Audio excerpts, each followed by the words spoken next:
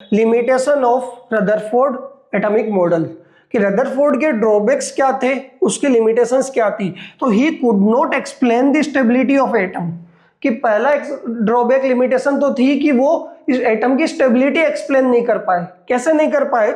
Actual में इन्होंने क्या किया, देखो यहाँ पे होता क्या है कि आपके पास ये न्यूक्लियस है, इस न्यूक्लियस के चारों तरफ इलेक्ट्रॉन क्या कर रहे होते हैं, सर्कुलर ऑर्बिट में रिवॉल्व कर रहे होते हैं। ठीक है, इन्होंने थ्योरी जो लगाई वो थ्योरी थी क्लासिकल इलेक्ट्रोमैग्नेटिज्म। कौन सी थ्योरी थी? क्लासिकल थ्योरी थी।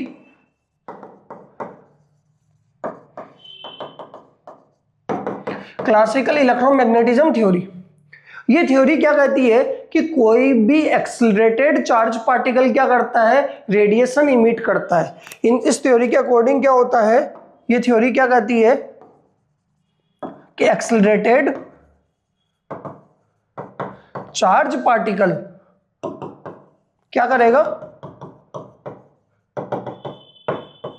Emits radiation. तो यहां पे एक चीज देखो कि इलेक्ट्रॉन है, इलेक्ट्रॉन सर्कुलर पाथ में घूम रहा है, तो इलेक्ट्रॉन चार्ज भी है और सर्कुलर पाथ में घूम रहा है, तो सेंटर की तरफ लग रहा है सेंट्रीपिटल एक्सेलरेशन। तो यानी चार्ज भी और एक्सेलरेटेड भी है, तो इलेक्ट्रॉन क्या करेगा, रेडिएशन इमिट करेगा। और रेडिएशन इमिट करेगा घूमते घूमते, एक्सेलरेटेड चार्ज पार्टिकल घूमते घूमते अपनी एनर्जी इमिट करेगा, तो इसकी एनर्जी तो कम होती जाएगी। न्यूक्लियस के पास उतनी की उतनी एनर्जी है प्रोटॉन के पास, तो वो क्या करेगा, घूमते घूमते अपनी एनर्जी इमिट करेगा और जाके किस में गिर जाएगा, कोलाइड कर जाएगा न्यूक्लियस के साथ। और न्यूक्लियस के साथ कोलाइड करते ही एटम एग्जिस्ट ही नहीं करेगा। ठीक है, इसकी थ्योरी के अकॉर्डिंग तो ये होना चाहिए था, बट एक्चुअल में तो ऐसा कुछ हो ही नहीं रहा।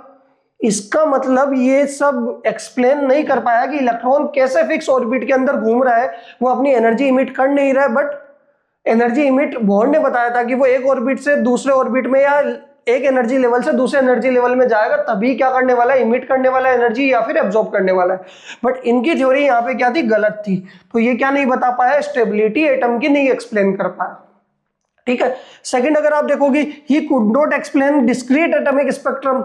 डिस्क्रीट एटॉमिक स्पेक्ट्रम आपने 11th क्लास में केमिस्ट्री में भी पढ़ा होगा, hydrogen line spectrum, Lyman series, Balmer series, Paschen Brackett, Pfund, वो सब। यानी यहाँ पे दो तरीके के स्पेक्ट्रम होते हैं, एक इमिशन स्पेक्ट्रम होता है और एक एब्जॉर्प्शन स्पेक्ट्रम होता है। दोनों ही एक्सप्लेन नहीं कर पाया।